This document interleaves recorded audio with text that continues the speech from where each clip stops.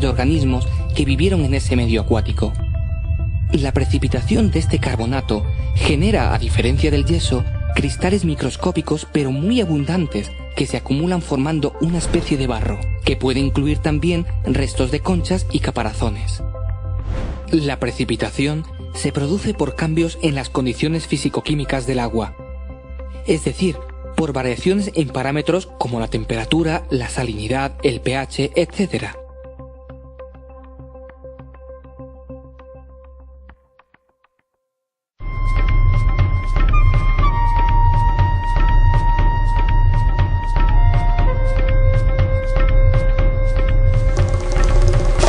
Nos encontramos en la costa de Alicante, donde afloran diversos tipos de rocas sedimentarias detríticas. En la zona de Altea encontramos conglomerados formados por la sedimentación y compactación de cantos gruesos. ¿Por qué se encuentran aquí estos cantos sueltos en la orilla del mar? Porque el agua no ha tenido la suficiente energía para introducirlos mar adentro. Entonces, ¿un conglomerado sería una roca con cantos como estos unidos entre sí? Si te fijas, Gea, en los conglomerados no solo hay cantos, sino que también hay un material detrítico de grano más fino, llamado matriz, que se introdujo entre los cantos y que hace de cemento, uniendo unos cantos a otros. Así, un conglomerado está formado por cantos y por matriz. Entendido. ¿Podemos ahora ver rocas detríticas de grano más fino? Sí, aquí en el Cabo de las Huertas se encuentra un afloramiento de rocas detríticas de grano medio, es decir, de areniscas. Es cierto, en esta roca se ven los cantos, pero son mucho más pequeños que los conglomerados. Además, están muy pegados unos a otros. Sí, Gea, aunque ahora no hablaremos de cantos, sino de granos. Estos granos se unen unos a otros durante los procesos de consolidación que ha sufrido la roca. El agua pasa a través de los poros que quedan entre los granos, formando minerales que van cementando unos granos con otros y así se forma la arenisca. El color de esta roca me recuerda al de la arena de la playa. Sí, es similar porque la mayoría de los granos, como en muchas playas, son de cuarzo, feldespato y calcita, todos ellos con colores claros. Volvemos ahora a Altea, donde vamos a ver el aspecto que tienen las rocas detríticas de grano más fino, es decir, las lutitas. Por mucho que me acerco, no veo los minerales que forman esta roca. Claro, no puedes verlos porque son minerales de la arcilla que tienen un tamaño tan pequeño que no puede verse salvo con microscopios muy potentes. Es verdad, me recuerda un poco a la arcilla de moldear que usamos en el colegio.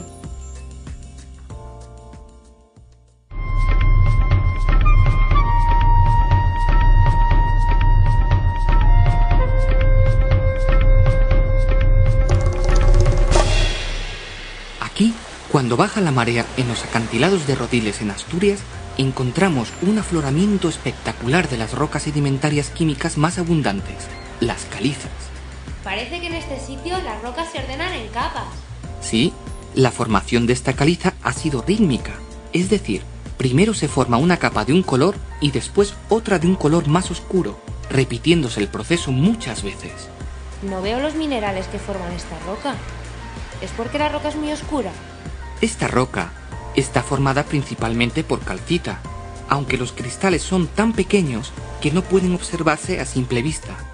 El color de la roca no es debido al tamaño de los cristales, sino a que tiene una cierta cantidad de materia orgánica en su interior que la da ese aspecto casi negro. Además, se ven algunas cosas blancas dentro de la roca.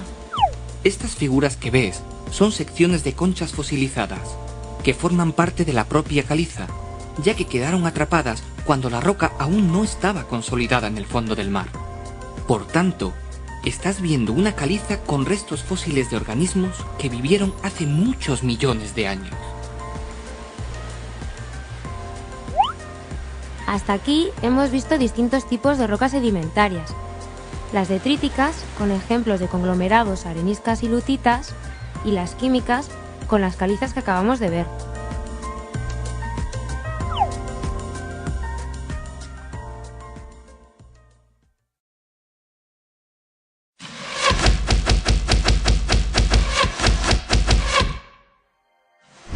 ¿Las rocas metamórficas se forman igual que las sedimentarias?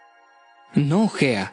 Las rocas metamórficas se forman mediante la transformación conocida como metamorfismo, de una roca preexistente que puede ser ígnea, sedimentaria o metamórfica.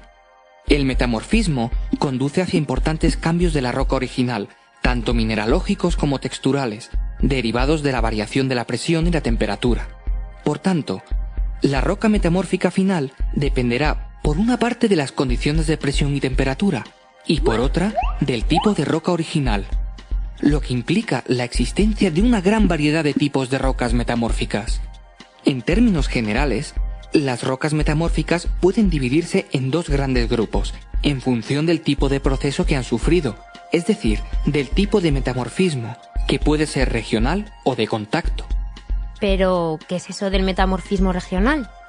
El metamorfismo regional se denomina así porque afecta a grandes sectores de la corteza terrestre.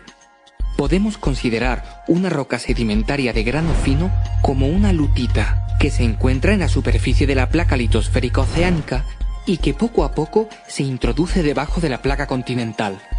Los minerales arcillosos reaccionan frente al progresivo aumento de la presión y la temperatura, destruyéndose a la vez que se generan otros nuevos, más estables frente a las nuevas condiciones. Además, también cambia la textura de la roca, ya que los nuevos minerales que crecen se orientan en planos de aplastamiento, gracias a la presión litostática que ejerce el peso del continente.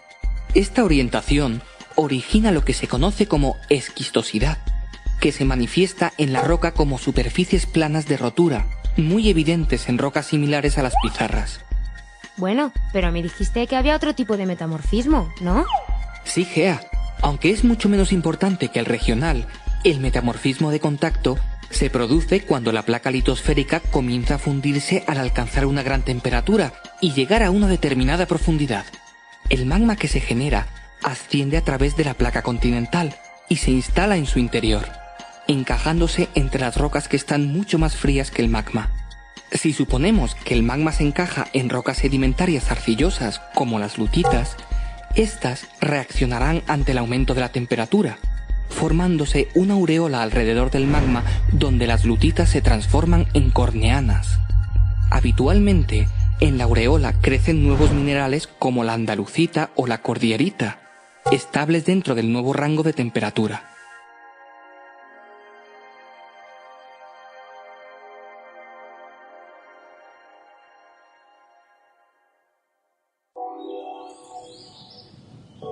Las rocas metamórficas regionales son muy abundantes y variadas en la zona norte de la Comunidad de Madrid. Nos encontramos cerca de los márgenes del embalse del Altazar, y aquí podemos ver las principales características de las pizarras. ¿Y por qué sabemos que son pizarras? Lo sabemos por su color oscuro y porque la roca se rompe siempre según planos paralelos. Ah, voy a comprobarlo. Pues es cierto, y además he visto trozos de rocas muy parecidas a estas cubriendo los tejados de algunas casas.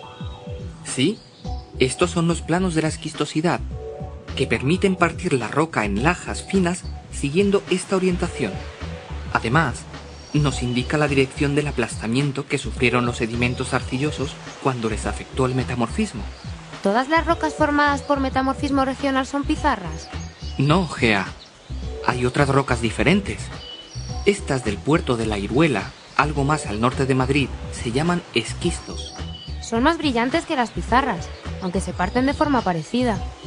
Son más brillantes porque en estas rocas se pueden observar los granos minerales que las componen, sobre todo las micas, y eso no podíamos verlo en las pizarras, porque estas tienen un tamaño de grano mucho más fino que los esquistos. Esta roca se ha calentado y se ha comprimido más que las pizarras.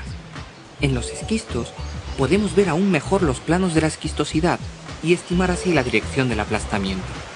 Entonces, ¿todas las rocas metamórficas regionales tienen estos planos también marcados? No en todas. Los neises, como estos de Cabanillas de la Sierra, se han formado a partir del metamorfismo regional de otras rocas, concretamente de granitos que no tenían muchas micas originalmente.